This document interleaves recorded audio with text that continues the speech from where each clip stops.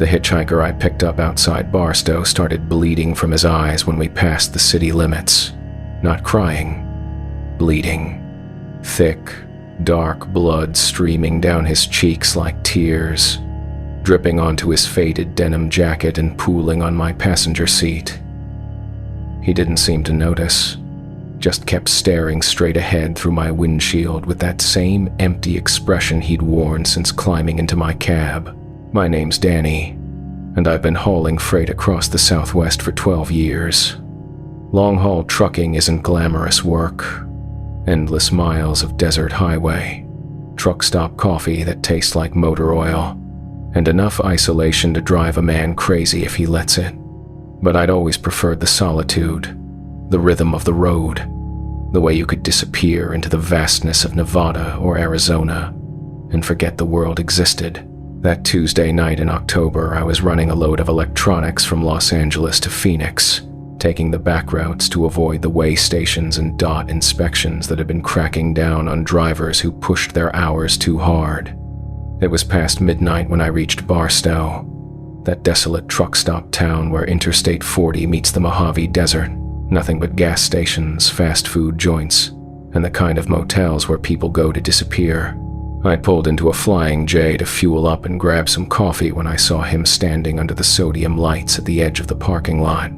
Tall and thin, maybe 40 years old, wearing clothes that looked like they hadn't been washed in weeks. He had that hollow-eyed look of someone who'd been on the road too long, the kind of drifter you see at truck stops across the country, moving from place to place without purpose or destination.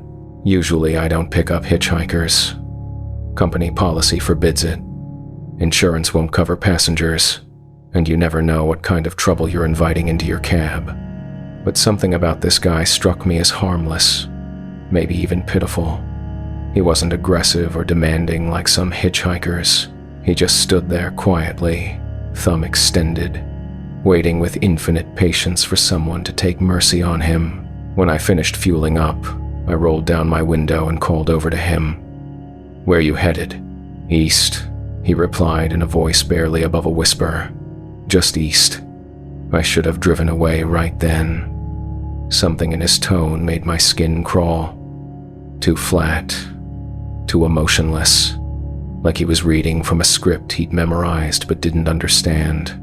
But the loneliness of the highway had been getting to me lately, and the thought of having someone to talk to for a few hundred miles seemed worth the risk. "I'm going to Phoenix," I said. "That work for you?" He nodded slowly and walked toward my truck with an odd, shuffling gait. Up close, I could see he was in worse shape than I'd initially thought. His clothes were filthy and torn, his hair greasy and matted, and his skin had the waxy pallor of someone who'd been living rough for months. But his eyes were the most unsettling feature. Completely black. No visible iris or pupil. Just dark voids that seemed to absorb light rather than reflect it. "You okay, man?" I asked as he climbed into the passenger seat. "You look like you could use a meal and a shower." "I'm fine," he replied in that same flat monotone. "Thank you for the ride." We pulled out of the Flying J and merged onto Interstate 40, heading east through the desert darkness. For the first hour, my passenger sat in complete silence, staring straight ahead through the windshield without blinking or moving. I tried making conversation, asking about where he was from, how long he'd been on the road, whether he needed anything to eat or drink. But his responses were minimal and strange. "Been traveling long?" I asked. "Always traveling," he replied. "Family waiting for you somewhere?" "No family. Only the road." "What kind of work do you do?" "I collect things." The way he said that last part made me uncomfortable. Not "I'm a collector" or "I work in procurement" or any normal answer you'd expect. Just "I collect things" with an emphasis that suggested the things he collected weren't items you'd find in a store. Around 2 a.m., as we crossed from California into Arizona, that's when the bleeding started. I glanced over to check on my passenger and saw the dark streams running from his eyes. In the green glow of the dashboard lights, the blood looked almost black against his pale skin, Jesus Christ, I muttered, nearly swerving off the highway. You're bleeding. We need to get you to a hospital. But he didn't react to my alarm. They didn't even seem aware that blood was pouring from his eyes. He continued staring forward with that same empty expression, as if nothing unusual was happening. I'm fine, he repeated in his monotone voice. Thank you for the ride. I fumbled for my CB radio, intending to call for medical assistance, but the static that emerged was unlike anything I'd heard before. Not the usual white noise of empty channels, but something that sounded almost like whispers. Multiple voices speaking in languages I didn't recognize, overlapping and interweaving into a cacophony of unintelligible sounds. What the hell? I switched between channels, but every frequency carried the same disturbing audio. Whispers, chanting, what might have been screaming in the distance. All of it emanating from my CB radio as if every trucker on the highway was simultaneously broadcasting nightmare fuel. My passenger turned his head toward me for the first time since getting in the truck. The blood had spread across his entire face now, coating his features in a dark mask that made him look like something from a horror movie. But his expression remained eerily calm. You shouldn't have picked me up, he said quietly. But I'm grateful you did. It's been so long since I've had company. What are you? I whispered, my hands gripping the steering wheel so tightly my knuckles went white. I'm what's left, he replied. After the road takes everything else. The desert around us began to change. What had been familiar highway, the same stretch of Interstate 40 I'd driven hundreds of times, transformed into something alien and wrong. The asphalt beneath my wheels turned from black to a dark red color, as if mixed with blood. The mile markers along the roadside displayed numbers that made no sense. Negative distances, impossibly high figures, symbols instead of numerals. Most disturbing was the sky. The familiar constellations I'd used for navigation during night drives had been replaced by patterns I'd never seen before. Stars arranged in geometric shapes, clusters that pulsed with unnatural light, and in the distance what looked like a second moon, smaller and redder than the one I knew. This isn't right, I said, fighting to keep my voice steady. This isn't the same highway. It's the only highway that matters, my passenger replied. The one that leads everywhere and nowhere. The one that calls to drivers like you. Men who spend their lives searching for something they can never name. I tried to turn around, to head back toward the California border, but the road wouldn't let me. Every time I attempted to exit or change direction, I found myself continuing east through this transformed landscape. The steering wheel felt locked in position, the truck moving forward with its own momentum despite my efforts to control it. What do you want from me? I demanded. Nothing you weren't already giving, he said. Your time, your isolation, your gradual separation from everything that once mattered to you. The road demands payment from everyone who travels it long enough. Most drivers pay in small increments, marriages that fail, children who stop calling, friends who drift away until all that's left is the highway and the endless miles. I realized with growing horror that he was describing my own life. My ex-wife who'd left because I was never home, my kids who barely knew me, the way I'd chosen the solitude of the road over human connection, year after year, until driving became the only thing I knew how to do.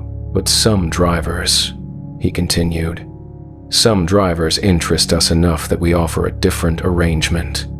Complete freedom from human complications in exchange for service. Service to who? To the highway itself. To the force that connects every road, every mile, every journey taken by travelers who've lost their way. You've felt it, haven't you? The pull of the road, the way it calls to you even when you're trying to rest. I had felt it. The restlessness that kept me moving. The discomfort I experienced whenever I stayed in one place too long, the way the sound of my truck's engine had become more familiar than my own heartbeat. I'd attributed it to personality, to a preference for motion over stability. But now, I wondered if something deeper had been influencing my choices, the others like me. My passenger said, gesturing toward the transformed highway around us. We were all drivers once. Men who spent so many years on the road that we forgot how to exist anywhere else. Eventually, we became part of the highway itself. Collectors who help identify new candidates for recruitment. The truck stop ahead of us wasn't any Flying J or Pilot I'd ever seen. The building was constructed from what looked like rusted metal and weathered bone, with signs written in symbols that hurt to look at directly. Other trucks were parked in the lot, dozens of them, but they were wrong somehow. Too angular, too dark, with modifications that served no practical purpose. This is where you'll make your choice, my passenger said as we pulled into the lot. Join us willingly and retain some measure of yourself, or resist and be taken anyway after we've exhausted your usefulness. I shut off the engine with trembling hands, my mind racing for options. The other trucks in the lot were occupied. I could see figures in the cabs, all of them with the same empty black eyes as my passenger. Drivers who had made this choice before me, transformed into something between human and highway, serving whatever force controlled the roads. What happens to the people I've known? I asked. My family, my dispatcher, the other drivers I've worked with. They'll remember you for a while, he replied. But memories fade. Your truck will be found abandoned somewhere along Interstate 40, and eventually you'll just be another driver who disappeared on the highway. It happens more often than people realize. I thought about my ex-wife Sarah, who still called occasionally to update me on our daughter's school activities. My dispatcher Mike, who'd been assigning loads to me for 8 years and knew my preferences better than I did. The handful of other drivers I'd built friendships with over the years. Casual relationships maintained through CB radio conversations and chance meetings at truck stops. Would any of them really notice if I vanished? Or had I already isolated myself so completely that my disappearance would barely register?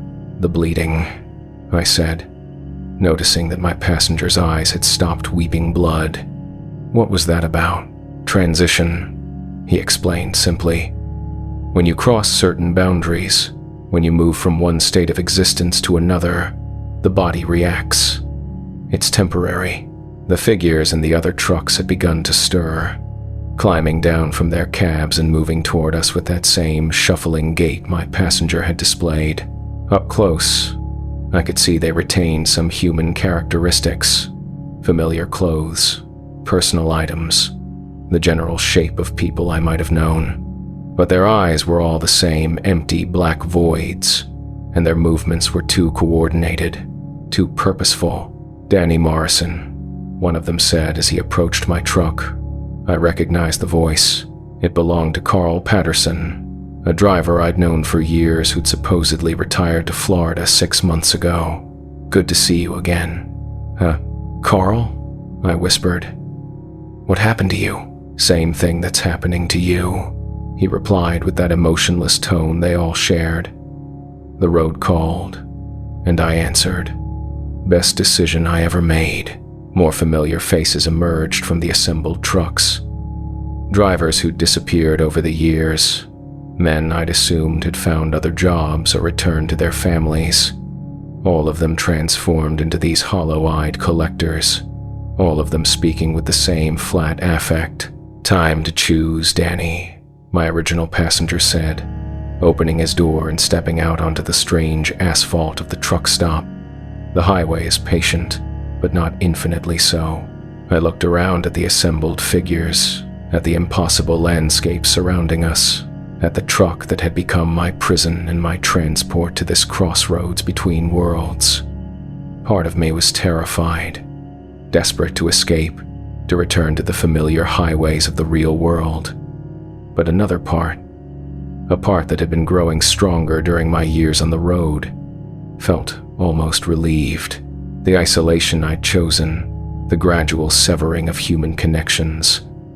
The way I'd made the highway my home and my identity. Maybe this was just the logical conclusion of choices I'd been making for years. Maybe the road had been calling to me all along, and I'd simply been too human to hear it clearly. What exactly would I be collecting? I asked. Others like yourself, my passenger replied. Drivers who've spent so long on the road that they've forgotten how to exist anywhere else. Men whose marriages have failed, whose families have given up on them, who find more comfort in the sound of diesel engines than in human conversation. He wasn't wrong. The description fit me perfectly, and probably described half the long-haul drivers working the highways. How many of us had chosen the road not out of love for travel, but as an escape from human complications we couldn't navigate? And if I refuse, then you'll drive these highways forever, Carl said, stepping closer to my truck. Not as one of us, but as prey. The road will take you piece by piece. Your memories, your personality, your humanity, until nothing remains but the need to keep moving. We've seen it happen to drivers who resist too long. It's not pleasant. I thought about the alternative. Returning to the real world, trying to rebuild relationships I'd neglected, finding ways to connect with people after years of choosing isolation. The prospect seemed almost more terrifying than transformation into whatever these collectors had become. At least as one of them, I'd retain some sense of purpose. I'd still be on the road, still moving, still part of the highway culture I'd grown to love, and I'd be helping other drivers make the same choice, guiding them toward a form of existence that eliminated the loneliness and disconnection that had plagued my human life. I need to know one thing, I said finally. Will I remember who I was? For a while, my passenger replied. The memories fade gradually, but the important parts remain. Your knowledge of the road, your driving skills, your ability to identify others like yourself, everything necessary for your new role. I looked out at the assembled collectors, men who had once been truck drivers like myself, who had chosen transformation over the slow dissolution of human existence on the highway. They seemed peaceful, purposeful, freed from the anxieties and conflicts that had defined their human lives. The choice, when I finally made it, felt inevitable. I'd been moving toward this moment for years. Every mile driven in isolation, every relationship abandoned for the freedom of the road, every night spent alone in my cab rather than in human company. The highway hadn't corrupted me. It had simply revealed what I'd already become. I opened my door and stepped out onto the red asphalt of the impossible truck stop. The transformation began immediately. A tingling sensation in my extremities, a gradual cooling of my body temperature, and a strange peace settling over my mind like morning fog. The bleeding from my eyes started as we walked toward the truck stop building. Not painful, just a sign that I was crossing from one state of existence to another, leaving behind the complications of human biology for something simpler and more efficient. When I looked in the reflection of the building's windows, I saw that my eyes had turned the same empty black as the others. My skin had taken on their waxy pallor, and my movements had acquired their characteristic shuffling gait. But I felt better than I had in years, a purposeful, connected to something larger than myself. The highway called, and I had answered. Now I spend my nights picking up hitchhikers along the interstates of the Southwest. Men who've been on the road too long, who've chosen isolation over human connection, who find more comfort in diesel fumes than in conversation. I offer them rides to destinations they can't quite name, and I help them understand the choice they've been unconsciously making for years. Some accept the transformation willingly, grateful to be freed from the loneliness that had defined their human existence. Others resist, clinging to memories of families who've stopped calling and friends who've drifted away. But resistance is temporary. The highway is patient, and it always gets what it wants in the end. If you're a driver reading this, if you've spent more years on the road than you have in any home, If you find yourself picking up hitchhikers despite company policy and common sense, then you've probably already caught our attention. We're always recruiting new collectors, men who understand the call of the highway and the peace that comes from serving something greater than human complications. The next time you see someone standing under the lights at a truck stop, thumb extended, waiting with infinite patience for a ride, consider stopping. Consider the choice we're offering, because the road is going to take you eventually anyway. The only question is whether you'll go willingly or be dragged screaming into the darkness between the mile markers.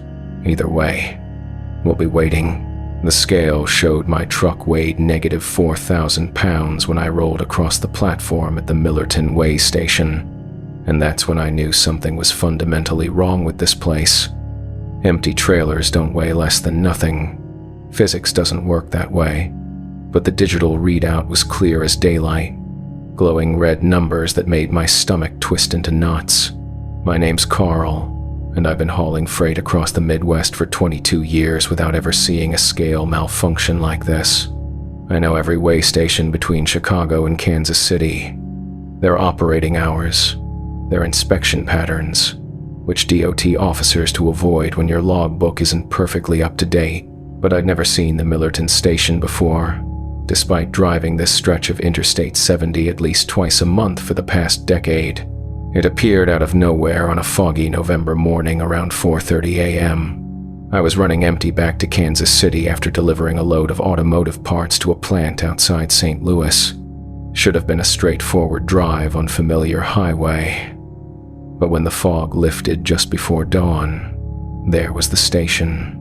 Concrete buildings, electronic signs, official DOT markings, sitting where nothing but farmland had existed the day before.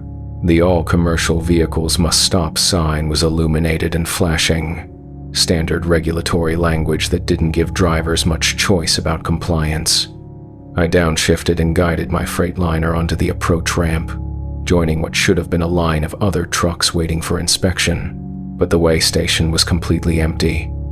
No other vehicles, no DOT officers, just automatic systems humming quietly in the morning air.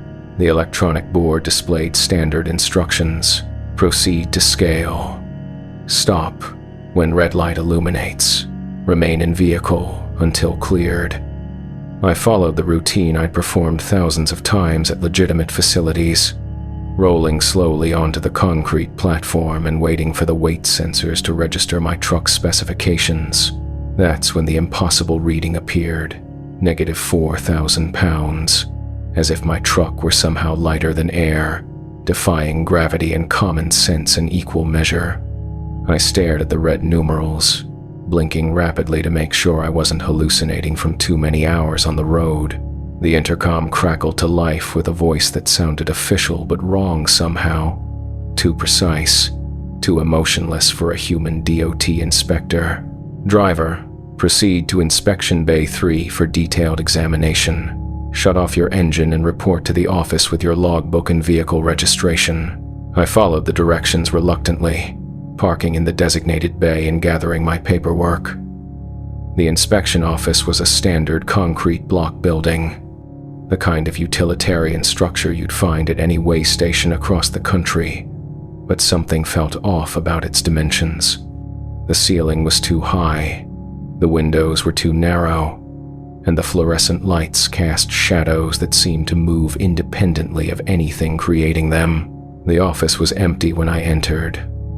No receptionist, no inspectors, just a counter with a sign reading, "Wait here for service." I stood there for 10 minutes, growing increasingly uncomfortable with the silence and isolation.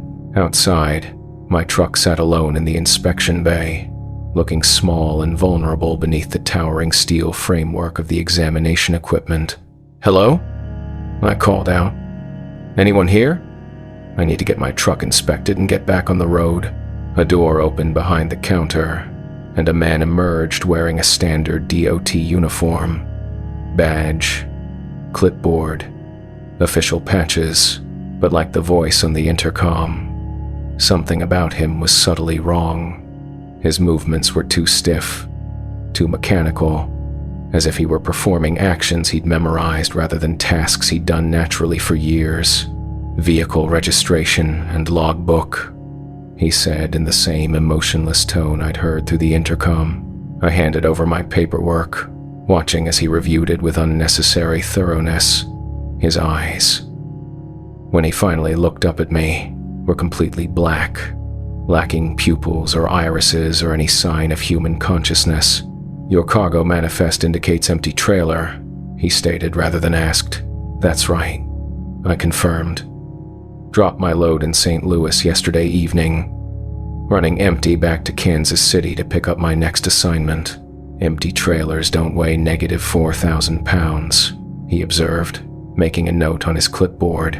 "That's what I was thinking," I replied nervously. "Must be a scale malfunction. Happens sometimes with older equipment." The inspector's head tilted slightly, like a machine processing unexpected data. "Our scales are calibrated daily and certified by federal standards. Malfunction is not possible." Something in his tone made my skin crawl. I'd dealt with difficult DOT inspectors before. Bureaucrats on power trips, officers having bad days, officials looking for excuses to write violations.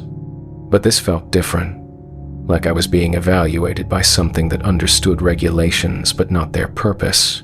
"Look," I said, trying to inject some humanity into the conversation. "I've been driving for over 20 years. Scales malfunction all the time, and negative weights are mathematically impossible. Can we just run the inspection and get this sorted out?" "Inspection is already complete," the officer replied, stamping something on my paperwork. "Vehicle cleared for operation. Proceed to exit."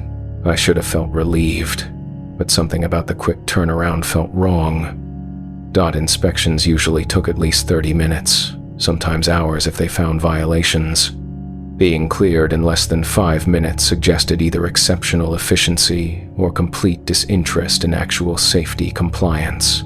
As I walked back to my truck, I noticed other details I'd missed during my initial arrival.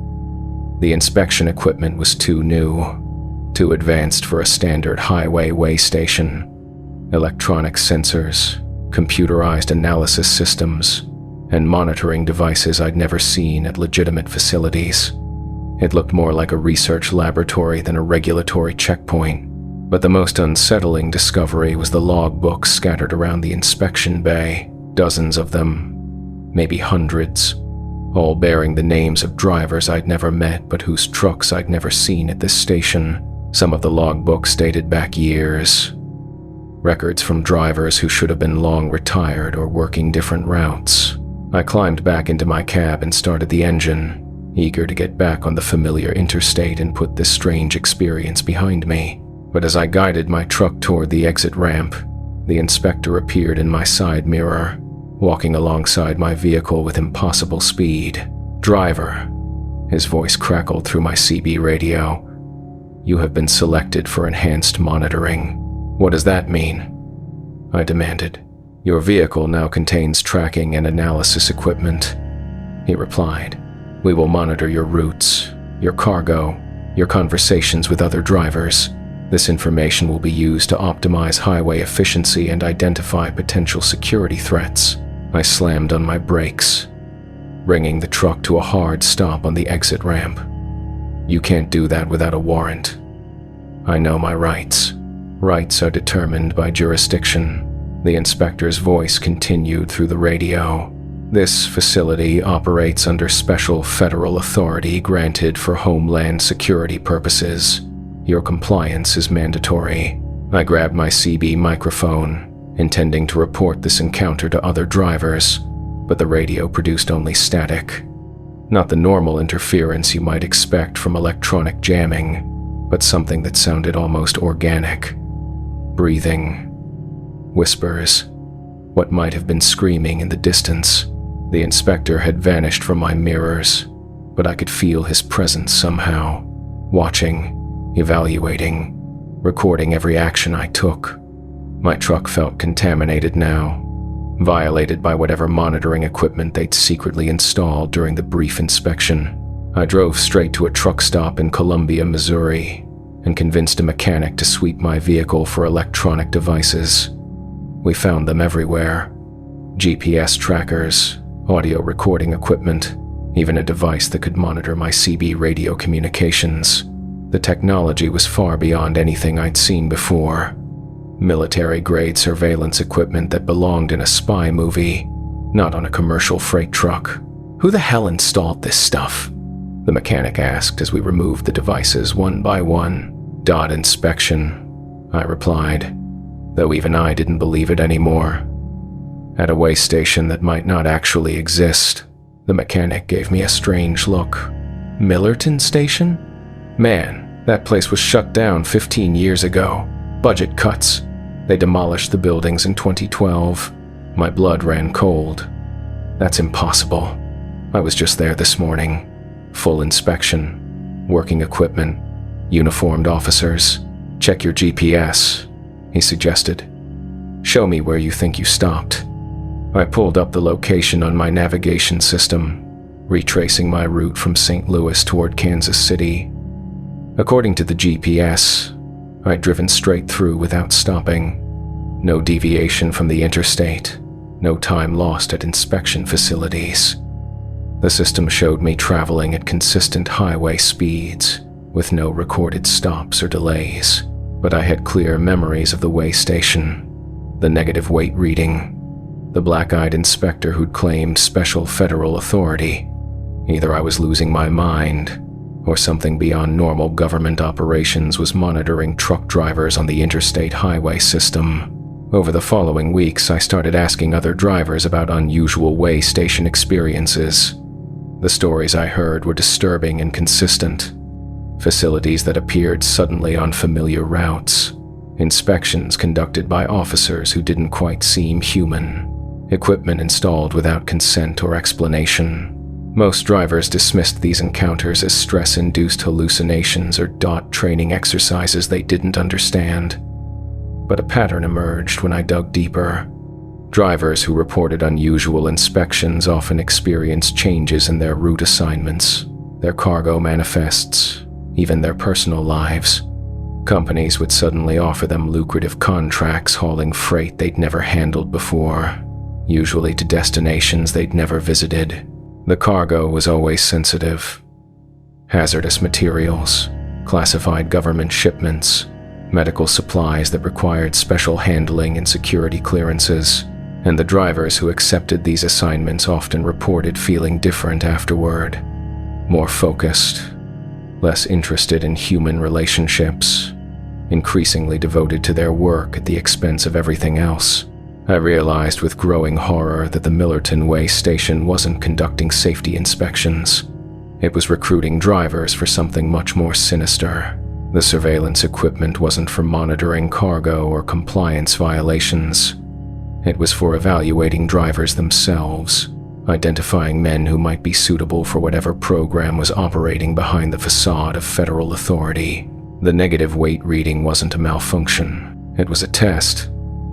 How would I react to an impossible situation? Would I question authority, demand explanations, or simply accept whatever official-sounding instructions I received? The way I handled the encounter determined whether I'd be recruited for their special operations or simply monitored until they found a better candidate. 3 months after my encounter at Millerton, I received a call from a freight broker offering me an exclusive contract, high-paying runs, guaranteed weekly miles, premium cargo that would set me up for early retirement. All I had to do was accept specialized training, submit to enhanced background screening, and agree to absolute confidentiality about my assignments. What kind of cargo? I asked. Government materials, the broker explained. Medical supplies, research equipment, sometimes humanitarian aid bound for overseas deployment. Nothing dangerous, just sensitive enough to require discreet handling. And the training? Psychological evaluation, security clearance processing, loyalty assessment, standard procedures for drivers handling classified materials. I recognized the recruitment pitch immediately. This was how they identified drivers suitable for transformation. offer them financial incentives, wrap the process in official-sounding procedures, gradually isolate them from normal human contact until they became something else entirely. Thanks, but I'm happy with my current routes, I told the broker. Are you sure? He pressed. This opportunity won't be available indefinitely. We're only selecting a limited number of drivers, and your qualifications are exceptional. I'm sure, I said firmly, and hung up, but the calls kept coming. Different brokers, different companies, all offering variations of the same deal. Enhanced pay for specialized cargo, exclusive contracts that would set me up for life, opportunities to join an elite group of drivers handling the most important freight in the country. I started declining all offers, sticking to my regular routes and familiar customers. But I noticed changes in the other drivers I encountered. Men I'd known for years who suddenly seemed different, more focused, less talkative, increasingly disconnected from their families and personal relationships. At truck stops and rest areas, I'd overhear conversations about the special contracts, the enhanced training, the sense of purpose that came from serving something larger than personal profit. Drivers spoke about their new assignments with the same emotionless tone I'd heard from the inspector at Millerton, as if they'd been programmed to recite scripts rather than express genuine thoughts. The highway system was being transformed from the inside out. Drivers converted into something between human and machine, carrying cargo that served purposes they didn't understand to destinations they couldn't question. And the recruitment process was accelerating, targeting more drivers every month, expanding whatever operation was hidden behind the facade of government authority. I've stayed off their radar by avoiding the special contracts and maintaining my independence as an owner-operator, but I know they're still watching, still evaluating, still waiting for me to become desperate enough to accept their offers. The surveillance equipment from Millerton was just the beginning. They have ways of monitoring drivers that go far beyond electronic devices. If you're reading this, if you're a trucker who's been offered those special high-paying contracts or encountered way stations that don't quite seem right, be careful about the choices you make. The money they're offering comes with a price that goes far beyond simple confidentiality agreements. Pay attention to the drivers around you.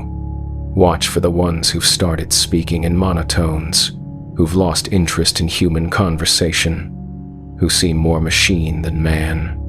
They're not just following new company policies. They've been fundamentally changed by whatever program is operating in the shadows of the trucking industry. And if you ever encounter a weigh station that shows your truck weighing less than nothing, don't stick around to find out what that means. Some inspections aren't about regulatory compliance. They're about identifying candidates for transformation into something that no longer qualifies as entirely human. The highway system connects more than just cities and states. It's becoming a network for something that sees human drivers as components to be optimized rather than people to be protected. And once you become part of that network, once you accept their enhanced training and special assignments, there's no going back to the man you used to be.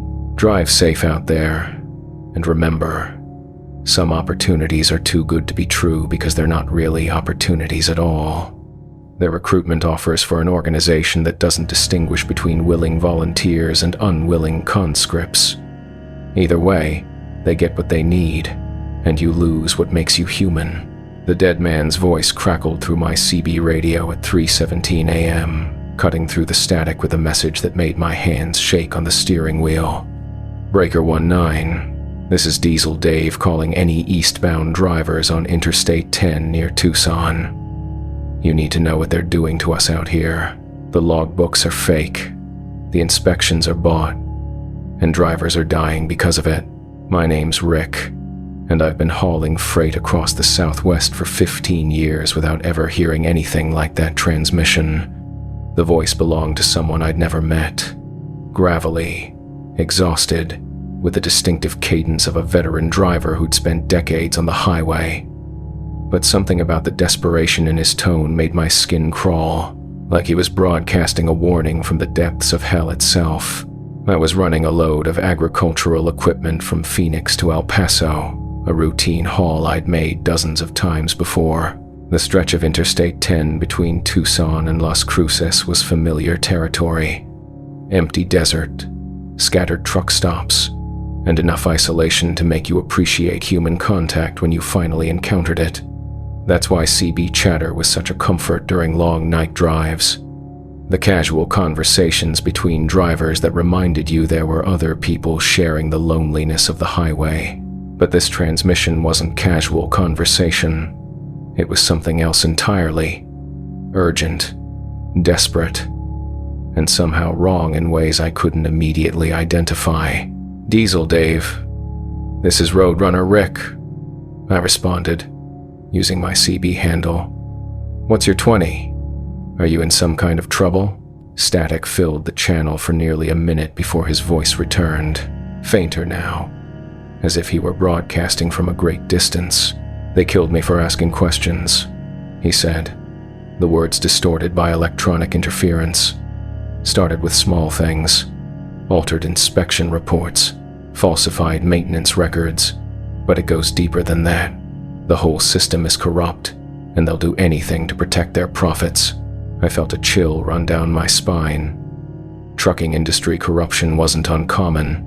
Companies cutting corners on safety, drivers fudging logbooks to make impossible delivery schedules, inspectors taking bribes to overlook violations.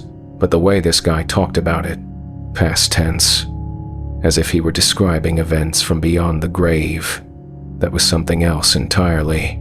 "Diesel Dave, what company are you talking about?" I asked, genuinely curious about what he'd uncovered. "Titan Transportation," his voice replied through waves of static. "Started noticing irregularities in their safety records 3 years ago. Accidents that should have shut them down permanently, but somehow their insurance claims got approved and their DOT rating stayed clean. Drivers with multiple violations still on the road, equipment failures that should have triggered federal investigations."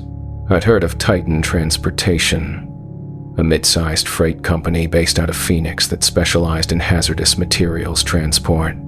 They had contracts with chemical plants, oil refineries, and manufacturing facilities across the Southwest. Not the kind of operation where you wanted to cut corners on safety protocols. "So what did you do about it?" I asked, though I was starting to suspect I already knew the answer. "Started documenting everything," Diesel Dave replied. "Photographed falsified inspection reports, recorded conversations with mechanics who were ordered to sign off on unsafe equipment, collected evidence of payoffs to DOT inspectors, spent months building a case that would shut them down permanently." The transmission cut to static for several minutes, leaving me alone with my thoughts and the steady rumble of my diesel engine. I'd heard stories like this before. Drivers who stumbled onto corporate malfeasance and tried to be whistleblowers. Most of them ended up blacklisted from the industry, unable to find work with any reputable company. Some faced harassment, threats, even violence from people who wanted to protect their illegal operations. When Diesel Dave's voice returned, it carried a tone of profound sadness mixed with bitter anger. "They offered me money first," he said. "Enough to buy my own rig and start an independent operation. When I refused, they tried intimidation, anonymous phone calls, vandalism to my truck, threats against my family. But I kept gathering evidence, kept documenting their crimes." "What happened?" I asked, though the past tense references in his earlier transmission suggested I wouldn't like the answer. "Brake failure on Cabbage Hill," he replied simply. "Descending grade, full load of hazardous chemicals, and my brake lines had been cut clean through. Made it look like mechanical failure, but I knew better. They'd finally decided I was too dangerous to keep alive." My throat went dry.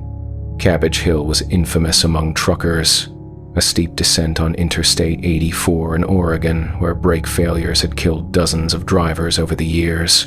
If someone had sabotaged Diesel Dave's truck on that grade, it would have been murder disguised as an industrial accident. "When did this happen?" I asked. October 15th, 2019, he replied. Diesel Dave Morrison, age 52, survived by his wife Martha and 2 grown children. The investigation concluded it was driver error, said I was going too fast for conditions, and failed to use proper engine braking techniques. I nearly swerved off the highway. The transmission was coming from someone claiming to be dead, a driver who'd supposedly died in a brake failure accident over 4 years ago. Either this was an elaborate prank, or I was losing my mind, or something impossible was happening on the CB airwaves. That's not possible, I stammered. Dead people don't use CB radios. Death isn't the end of everything, Diesel Dave's voice replied with what might have been dark humor. Sometimes it's just the beginning of a different kind of mission. The evidence I gathered is still out there, hidden in places Titan Transportation hasn't found yet. And they're still killing drivers who ask too many questions. I tried to rationalize what I was hearing. Maybe it was another driver using a dead man's CB handle as some kind of twisted joke. Maybe I was experiencing auditory hallucinations brought on by too many hours on the road without adequate sleep. Maybe atmospheric conditions were causing me to pick up old radio transmissions that had somehow been bouncing around the ionosphere for years. But deep down, I knew none of those explanations made sense. The voice was too specific, too detailed, too desperate to be a prank or hallucination. Someone or something was using the CB airwaves to communicate information about trucking industry corruption. Information that had apparently gotten the original Diesel Dave Morrison killed. Why are you telling me this? I asked. Because Titan Transportation is expanding their operations, his voice replied. New contracts with chemical plants in Texas. Increased hazardous materials transport through major population centers. And they're recruiting drivers who don't ask questions. Men who are desperate enough for work that they'll overlook safety violations. So warn them yourself, I said. Use the CB to contact other drivers directly. I've been trying, Diesel Dave replied, frustration evident in his distorted voice. But most drivers can't hear me, or they dismiss the transmissions as atmospheric interference. You're the first person who's actually responded to my calls in months. That sent another chill through me. If he'd been broadcasting these warnings for months without anyone responding, what made me special? Why could I hear his voice when other drivers apparently couldn't? There's something else, he continued before I could voice my questions. Titan Transportation has been monitoring CB communications, looking for drivers who might pose a threat to their operations. They have equipment that can trace radio transmissions back to specific vehicles, and they've been building profiles on drivers who express concerns about safety violations. My blood ran cold. I'd been participating in this conversation for over 20 minutes, discussing corruption and murder allegations against a major freight company. If they were really monitoring CB traffic, I'd probably already identified myself as a potential problem. Are you saying I'm in danger? I asked. Check your mirrors, Diesel Dave replied. Black Suburban, tinted windows. Been following you for the last 10 miles. They started tracking your truck when you first responded to my transmission. I glanced at my side mirrors and felt my stomach drop. Sure enough, a black SUV was maintaining a steady distance behind my trailer, close enough to keep me in sight, far enough back to avoid drawing attention. I'd been so focused on the CB conversation that I hadn't noticed the tail. What do they want? I whispered, though I suspected I already knew. Same thing they wanted from me, Diesel Dave replied. Silence. Either you stop asking questions voluntarily, or they make sure you can't ask questions anymore. I considered my options. I could try to outrun the Suburban, but a fully loaded semi-truck wasn't built for high-speed chases. I could pull into a truck stop and hope the public setting would deter any immediate violence. Or I could call law enforcement, though explaining my situation would be complicated by the fact that my primary source of information was supposedly a dead man speaking through CB radio. There's a truck stop at exit 247, Diesel Dave's voice crackled through the static. 24. 7 Fuel. The owner is a former driver named Miguel Santos. He's been investigating Titan Transportation independently, trying to build his own case against them. If you can reach him safely, he might be able to help protect you. How do you know all this? I demanded. Death gives you perspective. He replied cryptically. You can see connections that were invisible when you were alive. Miguel lost his brother to a Titan Transportation accident 2 years ago. Brake failure on a mountain grade. Same as what happened to me. He's been gathering evidence ever since. The black Suburban was closing distance now, moving up to within a few car lengths of my trailer. Through my side mirror, I could see multiple occupants inside. At least 2 men in the front seats, possibly more in the back. They weren't trying to hide their presence anymore. They're getting ready to make their move, Diesel Dave warned. Whatever they're planning, it's going to happen soon. I pressed harder on the accelerator, pushing my truck to its maximum safe speed on the desert highway. The Suburban matched my acceleration easily, maintaining its threatening proximity. Exit 247 was still 12 miles ahead. A long distance when you were being hunted by people who'd already committed multiple murders to protect their illegal operations. Diesel Dave, I called into the CB microphone. If you're really dead, why do you care what happens to living drivers? Because the dead don't rest easy when their murders go unavenged, he replied. And because Titan Transportation is planning something big.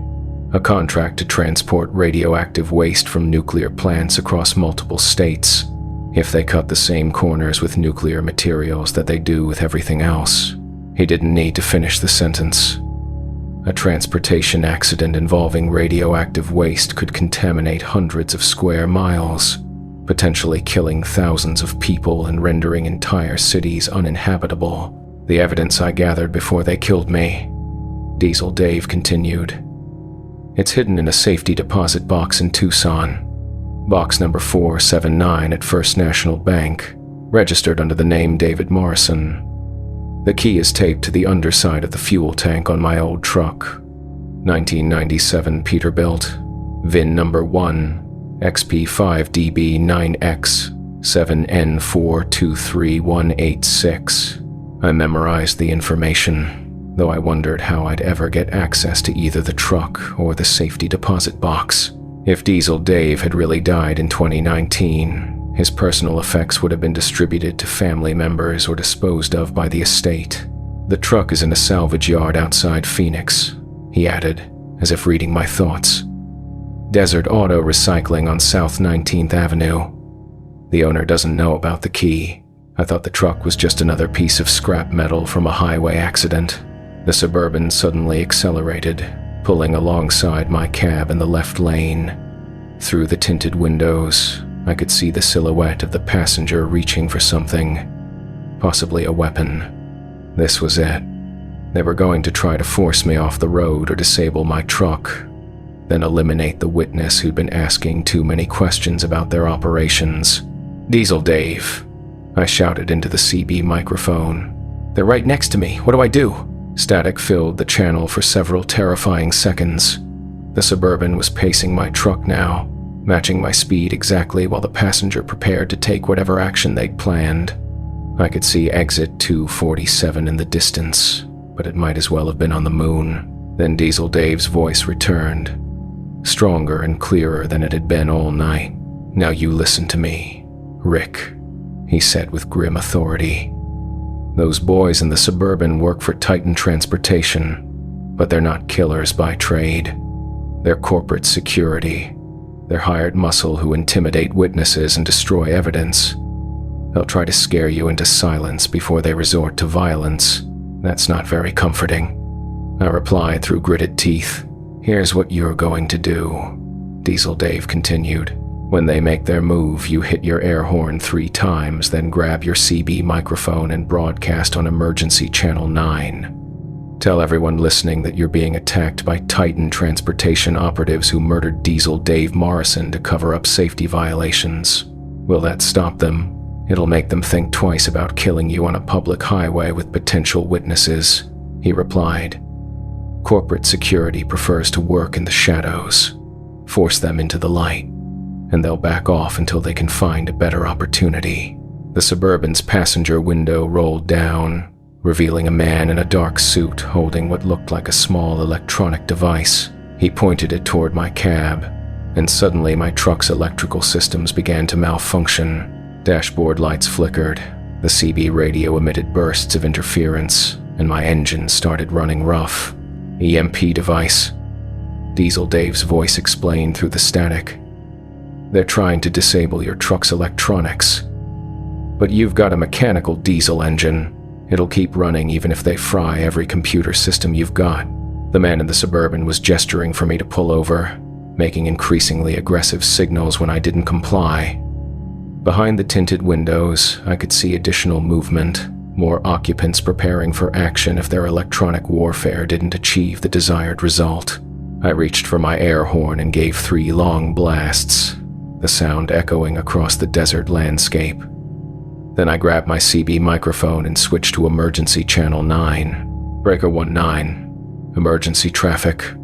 I broadcast at maximum volume. "This is Roadrunner Rick being pursued by Titan transportation operatives on Interstate 10 near Tucson. These people murdered Diesel Dave Morrison to cover up safety violations, and now they're trying to kill me for investigating their crimes." The effect was immediate. CB radios across the Southwest picked up the emergency broadcast, and drivers began responding with offers of assistance. More importantly, the men in the Suburban suddenly looked uncertain. The corporate security hadn't expected their intimidation tactics to be broadcast to hundreds of potential witnesses. "Roadrunner Rick, this is Desert Eagle," a new voice responded on Channel 9. "I'm about 5 miles behind you with a convoy of 3 trucks. We're coming up fast, and we've got cameras running. Whatever those boys are planning, they're going to have to do it in front of a lot of witnesses." The Suburban began to fall back, no longer maintaining its aggressive position alongside my cab. The passenger rolled up his window and stowed the electronic device, apparently recognizing that their operation had been compromised. "This is Highway 107. Another voice joined the emergency frequency. "I've got eyes on a black Suburban harassing a Peterbilt near mile marker 235. Arizona Highway Patrol has been notified and units are en route." Within minutes, the Suburban took the next exit and disappeared into the desert darkness, abandoning their pursuit rather than face potential confrontation with law enforcement and multiple witnesses. I continued toward the 24/7 fuel truck stop, accompanied now by a convoy of drivers who'd responded to my emergency broadcast. Miguel Santos was waiting for me when I pulled into the truck stop. A stocky man in his 50s with intelligent eyes and the weathered hands of someone who'd spent years behind the wheel of a semi-truck. He'd heard the CB transmissions and was ready with questions about my encounter with Diesel Dave Morrison. "You actually heard his voice?" Miguel asked as we sat in the truck stop diner with coffee and pie. "Most people just get static or weird interference when he tries to communicate. You've heard the stories before?" I replied. Miguel nodded grimly. Dave Morrison was a real person. Good driver. Family man. Honest as the day is long.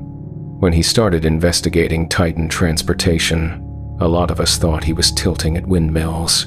But the evidence he gathered, it was solid.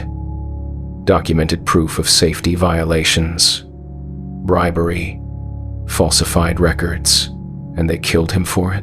"Brake failure on Cabbage Hill, just like he told you," Miguel confirmed. But Dave was one of the most careful drivers I ever knew. He'd been running that grade for 20 years without incident. The idea that he'd make a rookie mistake like overheating his brakes, it never made sense.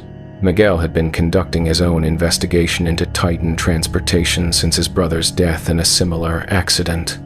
He'd collected testimonies from former employees, documented evidence of safety violations, and even identified some of the corporate security personnel who handled intimidation and evidence destruction. "The problem is proving it in court," he explained. Titan Transportation has lawyers, political connections, and enough money to make problems disappear. We need smoking gun evidence. Something so damning that even their legal team can't cover it up. I told him about the safety deposit box and the key supposedly hidden on Diesel Dave's old truck. Miguel's eyes lit up with the first real hope I'd seen from him all evening. If Dave really did hide evidence in that safety deposit box, he said, it might be exactly what we need to bring them down. But getting access won't be easy. The bank will require death certificates, probate court orders, next of kin authorizations. What about the truck? I asked. If the key is really taped to the fuel tank, that might be easier to retrieve. Miguel smiled for the first time since I'd met him. I know the owner of Desert Auto Recycling. Former driver himself. No love for companies that put profits ahead of safety. If we explain the situation, he might let us search the truck.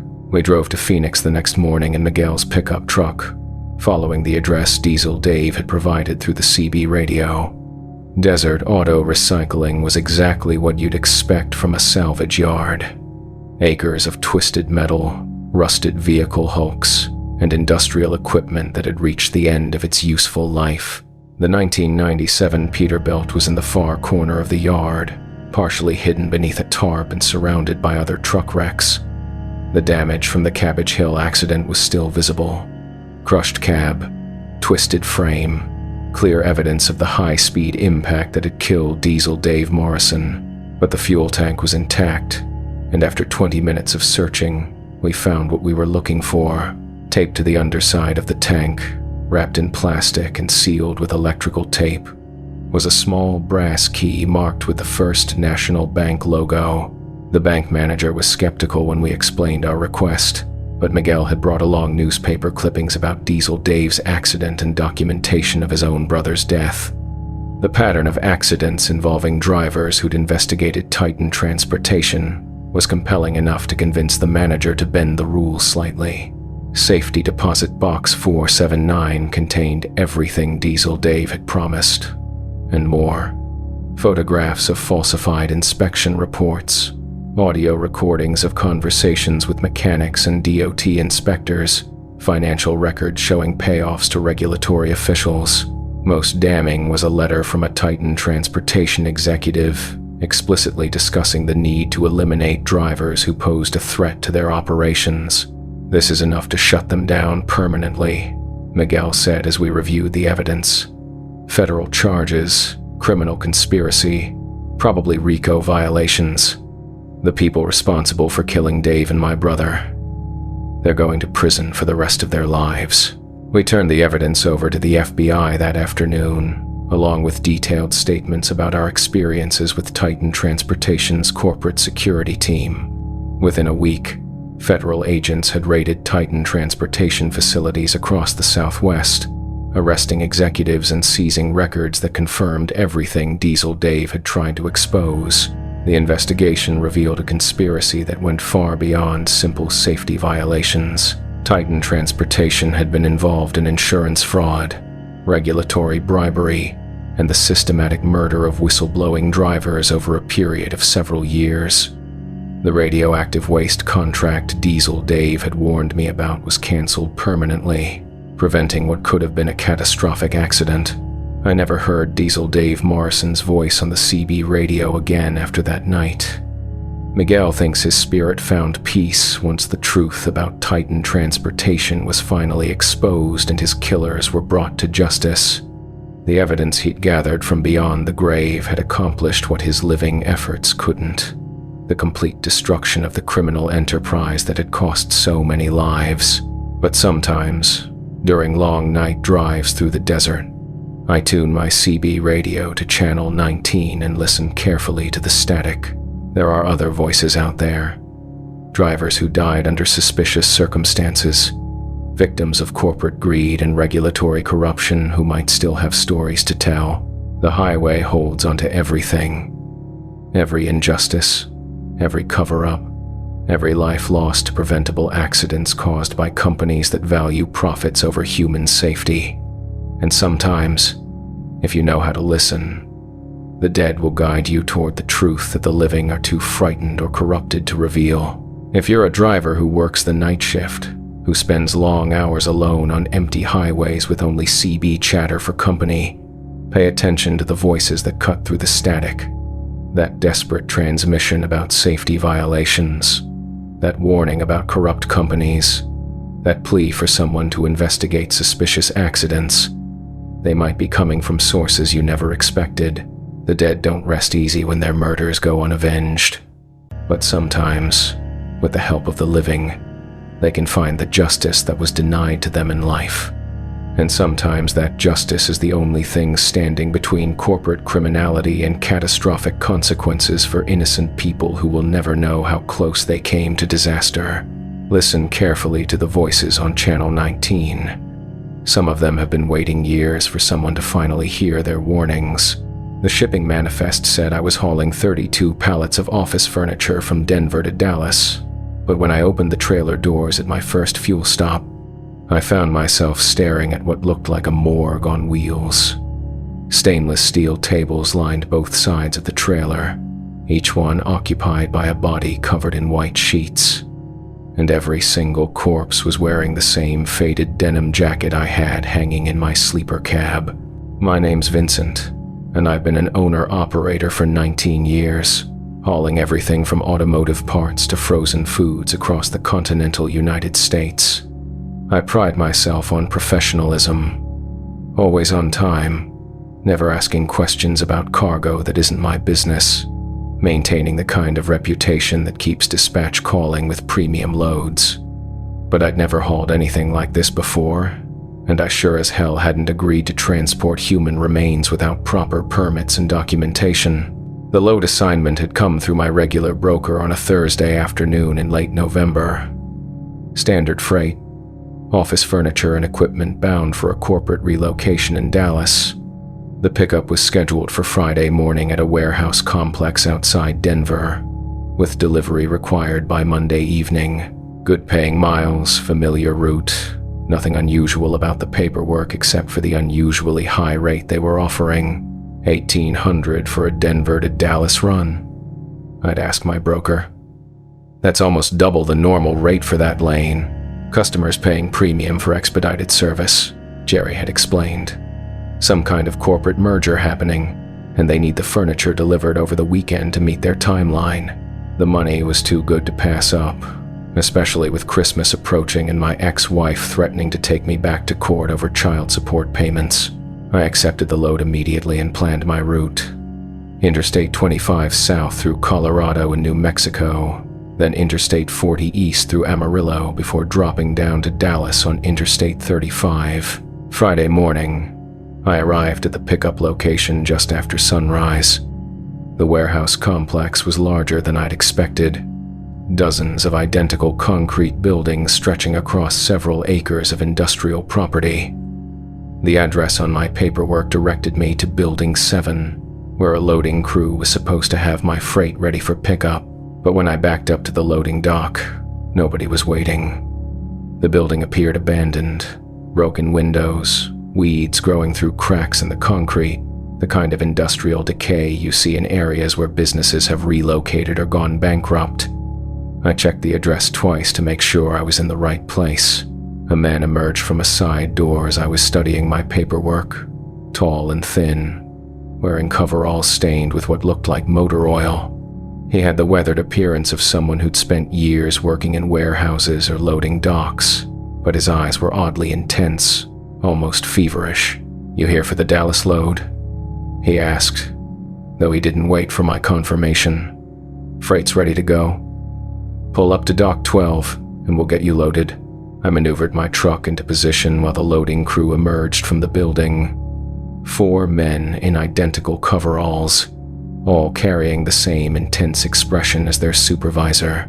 They worked with unusual efficiency, using forklifts to load what appeared to be standard office furniture, desks, chairs, filing cabinets, all wrapped in protective plastic and secured to wooden pallets. "Careful with this stuff," the supervisor warned as they loaded the last pallet. "Customers paying premium because it's irreplaceable. Antique furniture, one-of-a-kind pieces. Very expensive. I nodded and signed the bill of lading, accepting responsibility for 32 pallets of office furniture valued at $250,000. The insurance liability was higher than usual, but not unreasonable for antique or custom-made items. The loading crew sealed my trailer with an official DOT lock, handed me the keys, and sent me on my way with the standard warnings about on-time delivery and cargo security. Everything seemed legitimate, until I stopped for fuel 6 hours later outside Pueblo, Colorado. I always check my cargo during long hauls, partly for security, partly to ensure nothing has shifted during transport. When I opened the trailer doors at the Flying J truck stop, expecting to see neatly arranged office furniture, my heart nearly stopped. The trailer was arranged like a morgue. Stainless steel tables in perfect rows, each one occupied by a human body covered in white sheets. The smell hit me immediately.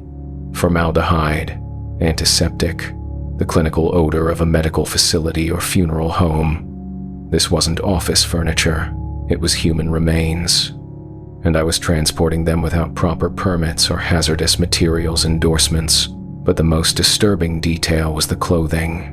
Each body wore identical outfits: faded denim jackets, work boots, trucker caps. The same clothes I was wearing.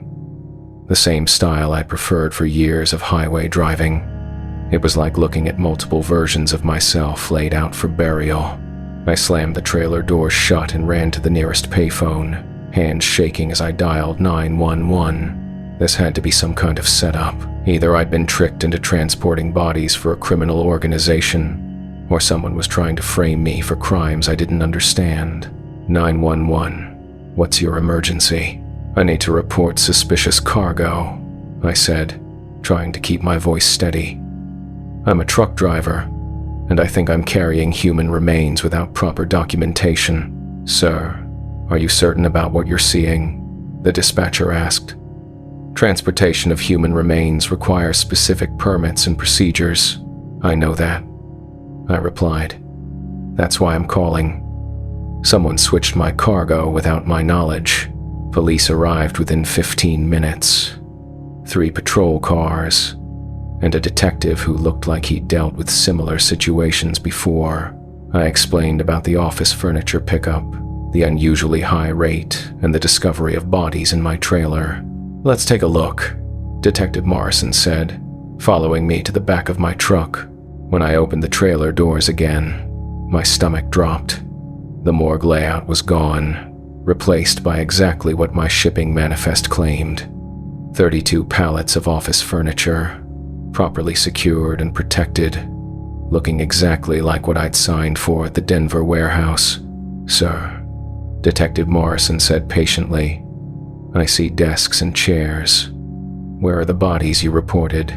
I stared into the trailer in disbelief. The stainless steel tables, the white sheets, the smell of formaldehyde. All of it had vanished, replaced by mundane office equipment. Either I was losing my sanity, or something impossible was happening with my cargo. They were here, I insisted. Dozens of bodies, all wearing the same clothes. It looked like a morgue. The detective studied me carefully, probably evaluating whether I was under the influence of drugs or experiencing some kind of psychological break. Mr. Foster, when was the last time you slept? How many hours have you been driving today? I realized how crazy I sounded. A truck driver claiming his office furniture had transformed into human remains wasn't likely to be taken seriously by law enforcement. I apologized for wasting their time, accepted their advice about getting adequate rest, and climbed back into my cab feeling confused and embarrassed. But as I pulled out of the truck stop, I caught a reflection in my side mirror that made my blood run cold. For just a moment, maybe 2 seconds, the bodies were back. Rows of corpses visible through the small window in my trailer doors, all wearing my clothes, all arranged like specimens in a research facility. I blinked hard and looked again. Office furniture. Nothing but desks and chairs. exactly as they should be. The rest of the drive to Dallas was a nightmare of paranoia and self-doubt. Every time I checked my mirrors, every time I glimpsed the trailer behind me, I expected to see evidence of the morgue I'd discovered in Pueblo. But the cargo remained stubbornly normal. Office furniture that smelled like wood polish and plastic wrap rather than formaldehyde and death. I tried to convince myself it had been a hallucination brought on by fatigue, stress, or too much coffee. Truck drivers were prone to seeing things that weren't there during long hauls. Highway hypnosis, micro-sleep episodes, perception distortions caused by endless hours of staring at asphalt and yellow lines. But the clothes bothered me. The bodies had been wearing exact duplicates of my outfit. Not similar clothes, but identical items down to the faded patches and oil stains. How could a hallucination include details that specific, that personal? The delivery in Dallas went smoothly. The customer was a legitimate office furniture company that accepted the cargo without question, signing off on the bill of lading and releasing me from responsibility. I should have felt relieved, but questions continued gnawing at my mind during the drive home to Kansas City. I delivered office furniture to Dallas, exactly as advertised. But I'd also witnessed something impossible, a trailer full of bodies that vanished and reappeared according to rules I didn't understand. Either my perception of reality was becoming unreliable, or the cargo I'd hauled was something far more complex than simple furniture. Over the following weeks, I started paying closer attention to my load assignments. The patterns I discovered were subtle, but consistent. High-paying runs for unusual customers, pickup locations that didn't quite match their official business addresses, cargo that seemed to change characteristics during transport. Most disturbing was the realization that other drivers were reporting similar experiences. Conversations at truck stops revealed a growing number of owner-operators who'd encountered cargo that defied explanation. Medical supplies that transformed into industrial equipment, construction materials that became electronics, shipments that somehow delivered themselves while drivers experienced gaps in memory or perception. We started calling them phantom loads. Freight assignments that paid exceptionally well but left drivers questioning their sanity afterward. The common thread was isolation. These loads were always offered to independent operators, never to company drivers who might have supervisors or colleagues to corroborate their experiences. I received another call from a freight broker 3 weeks after the Dallas run. Different voice, different company, but the same offer. Premium pay for transporting sensitive cargo, expedited delivery requirements, absolute confidentiality about the assignment. What kind of cargo? I asked, though I was already planning to decline. Medical equipment, the broker explained. Research samples bound for a laboratory in Phoenix. Temperature-controlled transport. GPS tracking required. Special handling procedures. Medical samples require hazmat endorsements, I pointed out. I'm not certified for biological materials. These samples are inert, he assured me. No biological hazard. No special licensing required. Just valuable enough to justify premium security measures. Something about his tone reminded me of the loading supervisor in Denver. Too smooth. Too prepared with answers to obvious questions. I declined the load and hung up, but the call left me unsettled. That night, I had the first dream. I was driving my truck through an endless warehouse, rows of identical loading docks stretching into darkness, forklifts moving without operators, cargo that rearranged itself when I wasn't looking directly at it. And everywhere I looked, I saw myself. Dozens of versions of Vincent Foster in various stages of decomposition, all wearing the same faded denim jacket. I woke up in my sleeper cab at a truck stop outside Amarillo, covered in cold sweat and struggling to distinguish between dream and memory.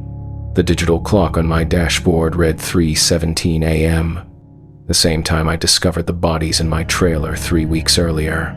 Unable to fall back asleep, I climbed into the driver's seat and started the engine. The CB radio crackled to life automatically, tuned to channel 19 where late-night drivers maintained loose conversations across the empty highways. "Breaker 19, a voice said through the static. "This is Phantom Vincent calling any eastbound drivers on Interstate 40 near Amarillo." My heart stopped. The voice was mine. My own speech patterns. My distinctive Kansas accent. Even the CB handle I'd used for years. But I was sitting in my cab, microphone in hand, listening to someone else broadcast using my identity. "Phantom Vincent. This is..." I started to respond, then realized I couldn't identify myself using my own handle. "This is the real Vincent Foster. Who the hell is this?" "The real Vincent Foster died 3 weeks ago in a truck stop outside Pueblo, Colorado." My own voice replied through the CB speaker. "Massive heart attack, brought on by stress and overwork. What you're experiencing now is just an echo, a memory fragment trying to complete its final delivery." I felt like I was drowning in confusion and terror.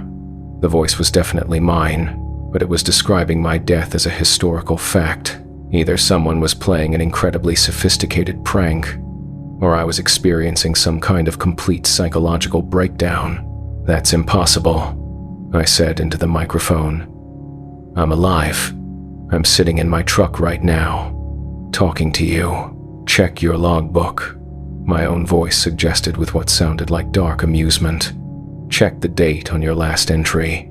I fumbled through my paperwork with trembling hands, finding my logbook and flipping to the most recent entries.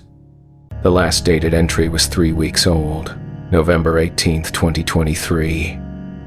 The day I'd picked up the office furniture in Denver. Everything after that date was blank.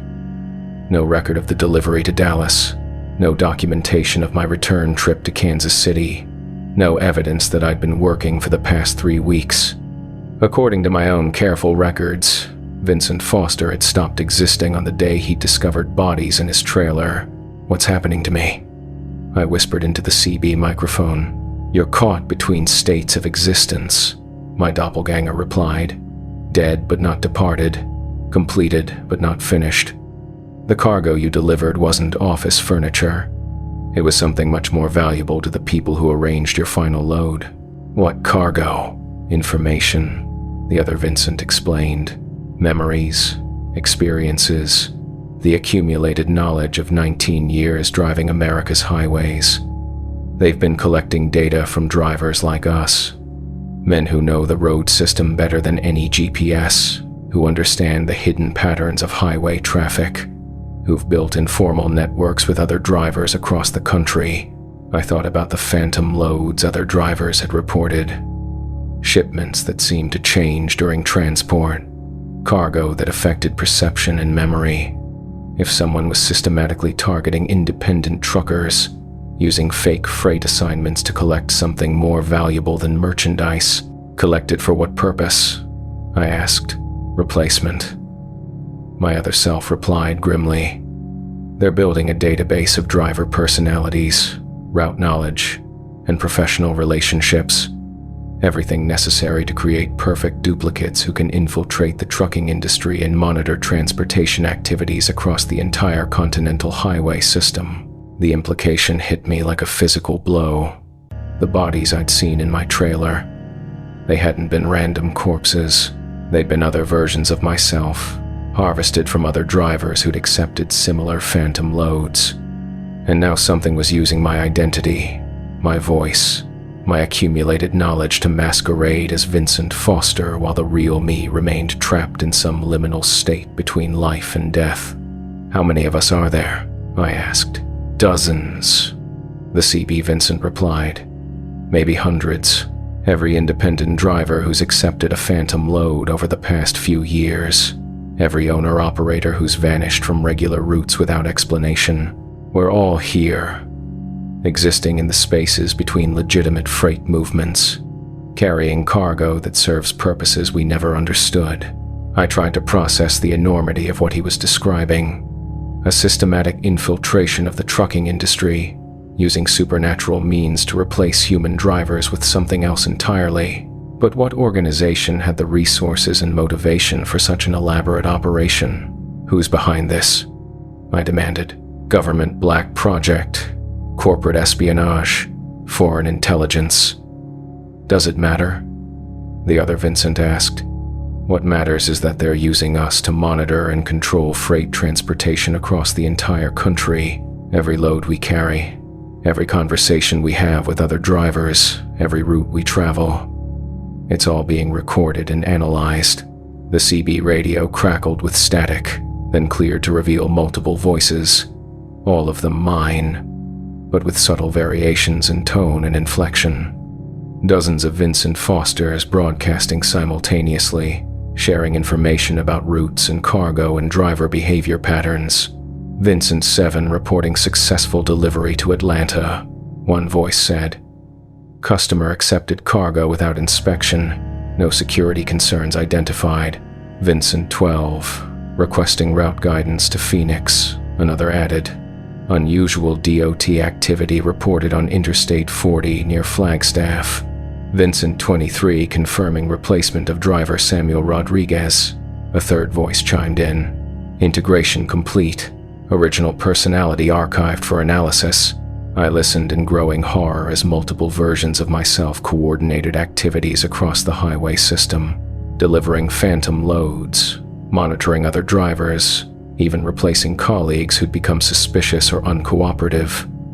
The scope of the operation was staggering, a network of duplicate truckers infiltrating every major freight company in the country. How do I get out of this? I asked desperately. You don't, the original CB Vincent replied sadly. Once they've harvested your personality and route knowledge, the original becomes redundant.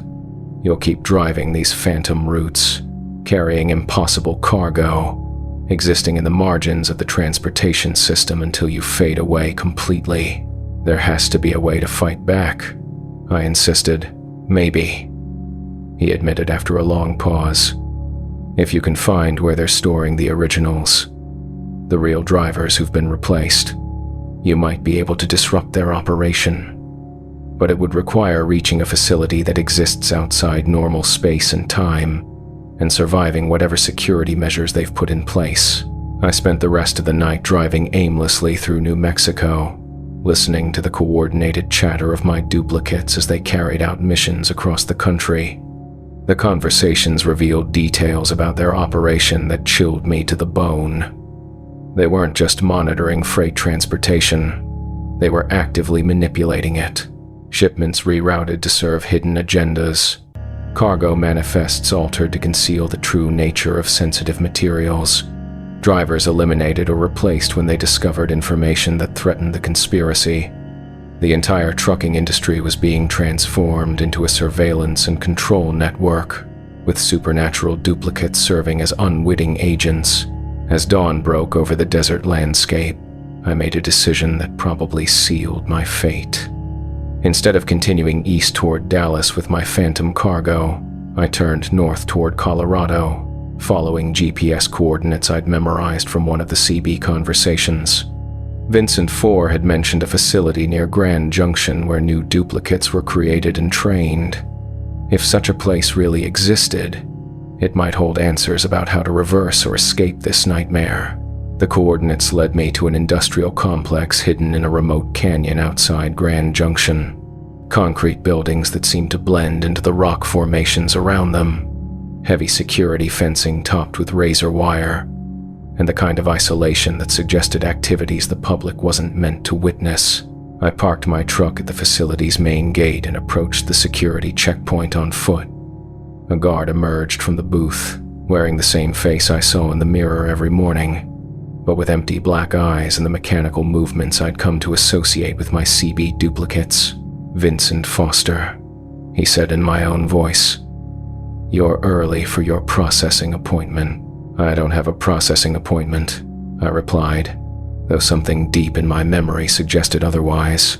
All originals must be processed eventually, the guard explained with patient authority.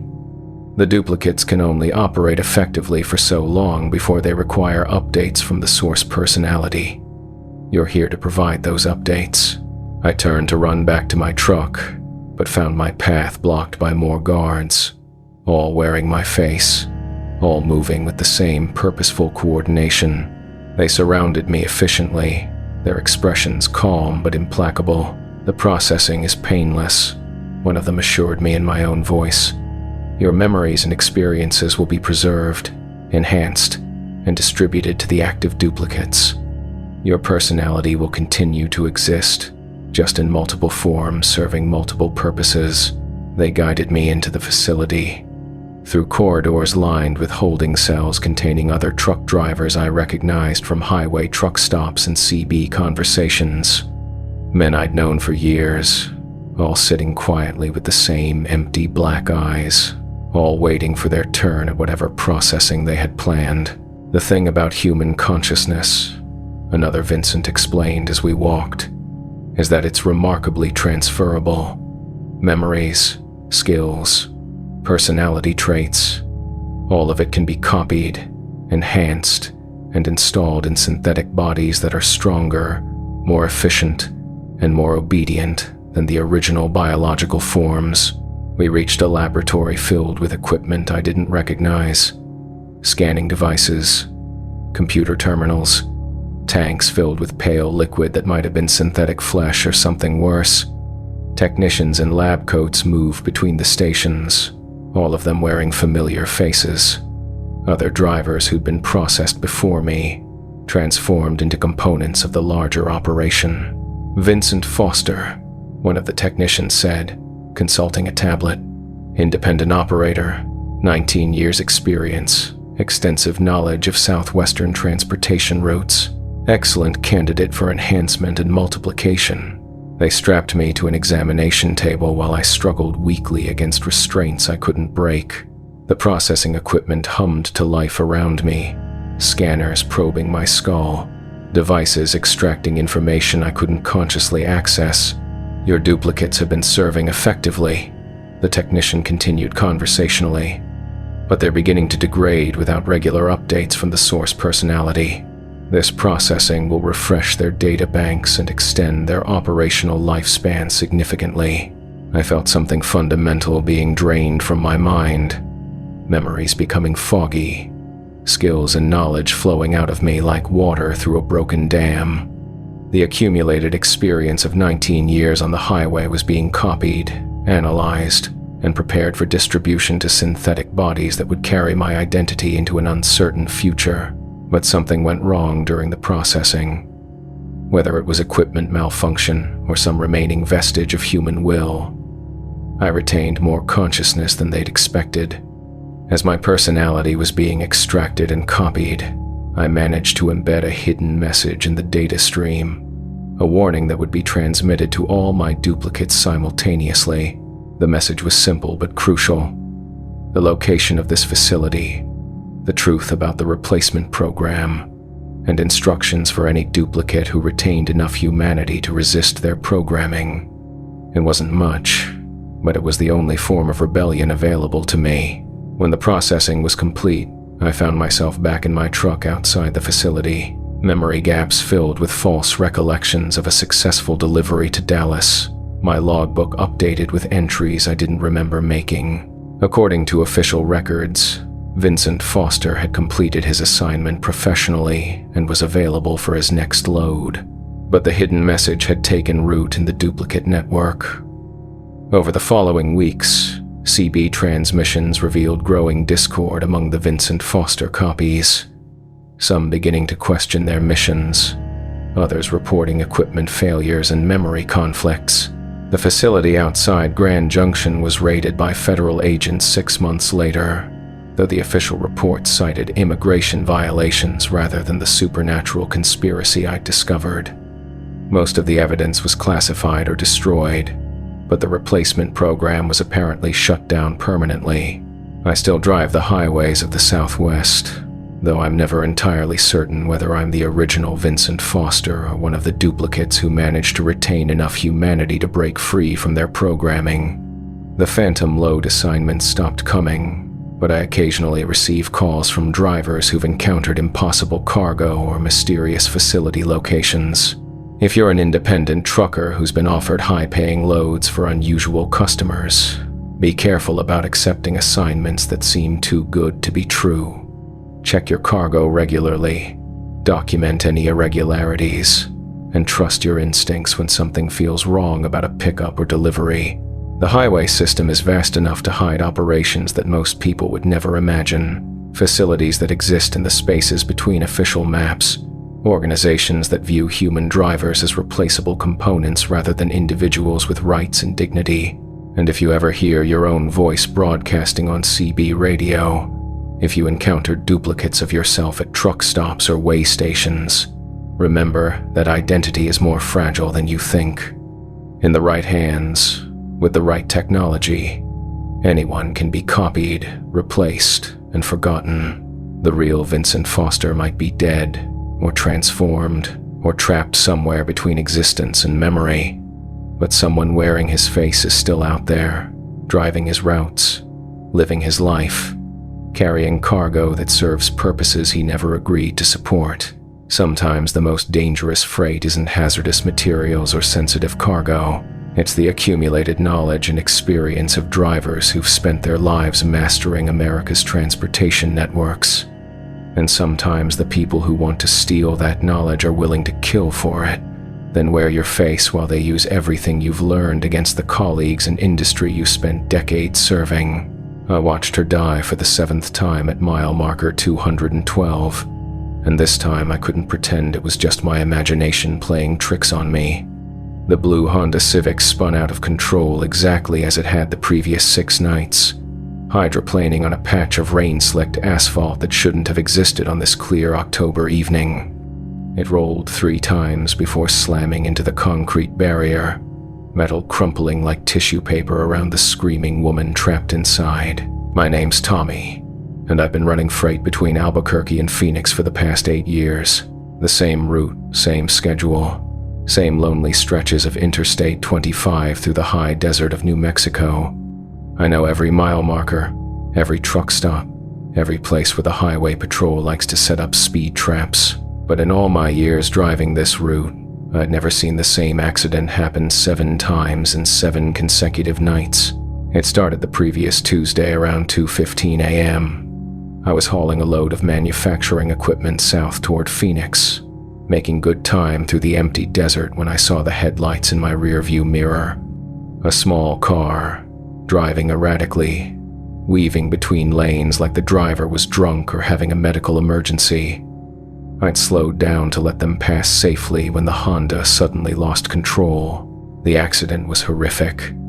The car spun sideways, flipped multiple times, and came to rest against the concrete median barrier in a twisted heap of metal and broken glass. I immediately pulled over and grabbed my emergency kit, running back along the shoulder to help whoever was trapped inside. The driver was a woman in her 30s. Blonde hair matted with blood, wearing a business suit that suggested she'd been driving home late from work. She was conscious when I reached her, eyes wide with shock and pain, but alive. I called 911 on my CB radio while trying to keep her stable until paramedics arrived. "What's your name?" I asked, trying to keep her talking while we waited for help. "Lisa," she whispered through bloody lips. "Lisa Hernandez." I was driving home to Roswell. "Working late again. You're going to be okay," I told her, though the extensive damage to the vehicle suggested otherwise. "Help is on the way." She died before the ambulance arrived. I watched the light fade from her eyes as she whispered something I couldn't quite make out. Something about being late, about someone waiting for her at home. When the EMTs finally showed up, they confirmed what I already knew. Lisa Hernandez had died at approximately 2:27 a.m. at mile marker 212. The highway patrol took my statement, thanked me for stopping to help, and released me to continue my route. Accidents happen on the interstate. Tired drivers, bad weather, mechanical failures. Nothing unusual about a late-night crash, except for the way it haunted me for the rest of the week. Then it happened again. The following Tuesday, same time, same location. I saw the Honda's headlights approaching in my mirror, watched it weave erratically between lanes, witnessed the exact same sequence of events that led to the rollover crash. This time I was ready. I'd been unconsciously watching for the car, anticipating the accident, but my preparation didn't change the outcome. Lisa Hernandez died again at 2:27 a.m., whispering the same final words about being late, about someone waiting at home. The same business suit, the same blonde hair matted with blood, the same desperate gratitude when I knelt beside her broken body and tried to offer comfort. By the third Tuesday, I was actively dreading this stretch of highway. I tried altering my schedule, leaving Albuquerque earlier or later to avoid being at mile marker 212 at 2:15 a.m. But somehow, circumstances always conspired to put me in exactly the right place, at exactly the right time. Traffic delays, mandatory rest stops, mechanical issues that forced me to pull over. Something always ensured I was there to witness Lisa's death. The fourth time, I tried to prevent the accident. I saw her headlights approaching and used my CB radio to warn other drivers in the area, hoping someone could alert her to slow down or change lanes. But the radio produced only static, the same dead frequency I encountered every Tuesday night at this exact location. I flashed my headlights, honked my horn, even tried to position my truck to force her to reduce speed. Nothing worked. The Honda maintained its erratic course, hit the same invisible patch of water, and rolled exactly 3 times before crushing Lisa Hernandez against the concrete barrier. By the 5th occurrence, I realized I was dealing with something beyond normal highway accidents. The woman dying in that car wasn't really Lisa Hernandez, at least not anymore. It was some kind of echo, a fragment of trauma replaying endlessly on this stretch of desert highway. But knowing that didn't make watching her die any easier. The 6th time, I tried driving past without stopping. I saw the accident in my mirrors, heard the screech of metal on concrete, but I kept my foot on the accelerator and continued toward Phoenix. The guilt ate at me for the rest of the week. The knowledge that I'd abandoned someone who needed help, even if that someone was just a ghost or memory or whatever supernatural phenomenon was causing these repetitions. But Tuesday night came around again, and I found myself back at mile marker 212 at exactly 2:15 a.m. This time I was determined to break the cycle somehow, to understand what was trapping Lisa Hernandez in this endless loop of death, and why I was being forced to witness it. The Honda's headlights appeared in my mirror right on schedule, weaving between lanes with the same desperate urgency I'd observed 6 times before. But instead of simply watching the accident unfold, I grabbed my CB microphone and tried to communicate directly with the doomed driver. "Honda Civic, this is the Peterbilt behind you. You need to slow down immediately. There's danger ahead." To my surprise, a voice crackled back through the static. Lisa's voice, distorted by poor reception but unmistakably hers. "I can't slow down," she said, desperation evident even through the electronic interference. "I'm already so late. He's waiting for me at home, and I promised I'd be there by midnight." "Who's waiting?" I asked, trying to keep her talking while searching for some way to prevent the inevitable crash. "My son," she replied. "Michael. He's only 8, and he has nightmares when I work late. I promised I'd be home to tuck him in, to read him a story, but the meeting ran long, and now." The Honda hit the patch of water at that moment. The same impossible wet spot that appeared on this dry desert highway every Tuesday night. The car spun out exactly as it had before, rolling 3 times and coming to rest in a twisted heap against the concrete barrier. I pulled over and ran to the wreckage, finding Lisa in the same position, wearing the same blood-stained business suit, speaking the same final words about being late for someone at home. But now I understood the context. She wasn't just driving home from work. She was racing to keep a promise to her son, trying to be the mother she wanted to be despite the demands of her career. "Lisa," I said, kneeling beside her broken body. "Tell me about Michael. Tell me about your son." Her eyes focused on mine with more awareness than I'd seen in previous iterations. He's afraid of the dark," she whispered. "Has been since his father left. I'm all he has now, and I keep disappointing him. Working late, missing dinner, breaking promises. You're not disappointing him," I told her. "You're working to provide for him. That's what good mothers do." "But I promised," she said, blood trickling from the corner of her mouth. "I promised I'd be home by midnight to read him Where the Wild Things Are. It's his favorite book. And now, she died again at 2:27 a.m., the same time she died every Tuesday night for the past 7 weeks. But something felt different this time. Her final expression wasn't one of pain or fear, but of profound sadness and regret. When the phantom emergency responders arrived, the same EMTs who pronounced her dead every week, I tried to ask them questions about the original accident. How long ago had it happened? Was there really a son waiting at home? What had become of Michael Hernandez after his mother died on this stretch of highway? But they couldn't hear me, or chose not to respond.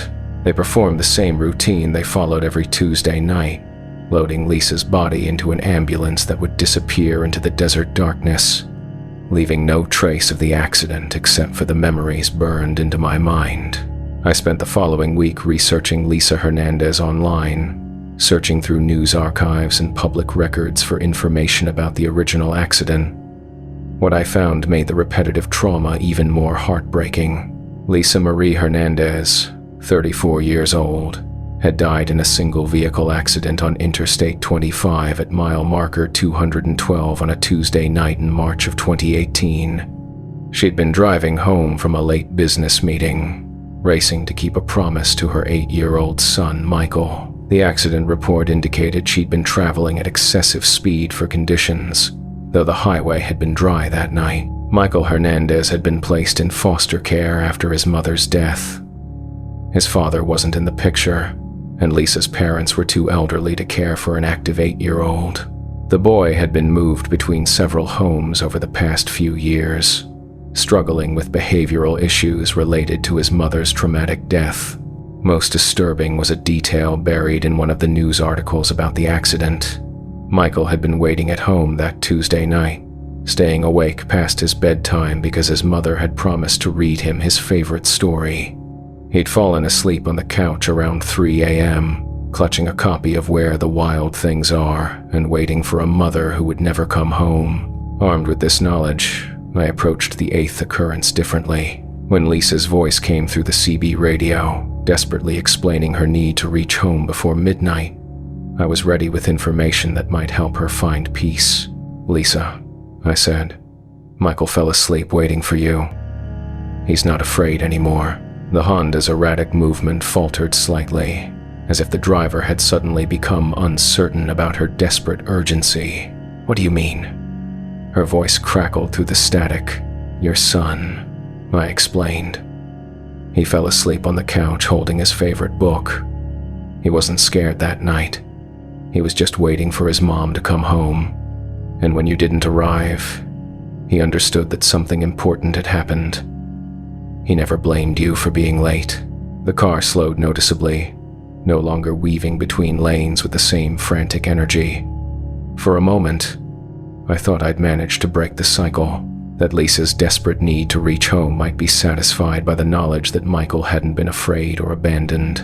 But the patch of water still appeared at mile marker 212, and the Honda still lost control when it hit the wet asphalt. The accident unfolded exactly as it had 8 times before, with one crucial difference. When I reached the wreckage this time, Lisa was still conscious but no longer focused on her failure to reach home on time. Instead, she asked about Michael's future, whether he'd be okay without her, whether he'd understand that she'd died trying to keep her promise. "He'll remember you as a mother who loved him enough to race through the desert at midnight," I told her.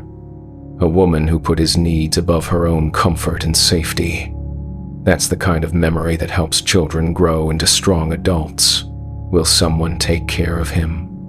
She whispered as her life ebbed away. Yes, I lied, not having the heart to tell her about the foster care system and the struggles Michael had faced. Someone who understands how much you loved him.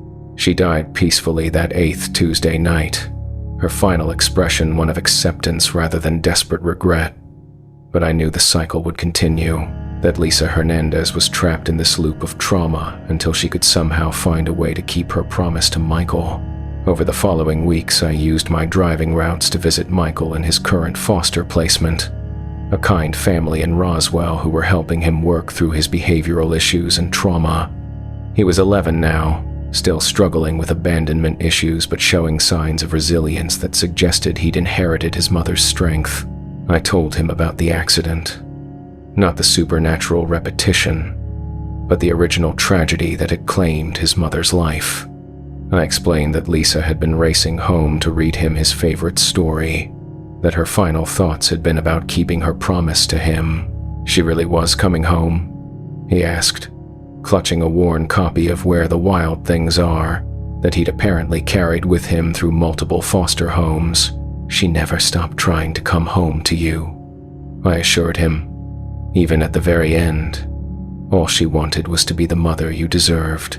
The following Tuesday night, I approached mile marker 212 with a mixture of hope and trepidation. I'd brought something with me, a digital audio player containing a recording I'd made with Michael's permission. When Lisa's voice came through the CB radio, expressing her familiar desperation about being late, I was ready.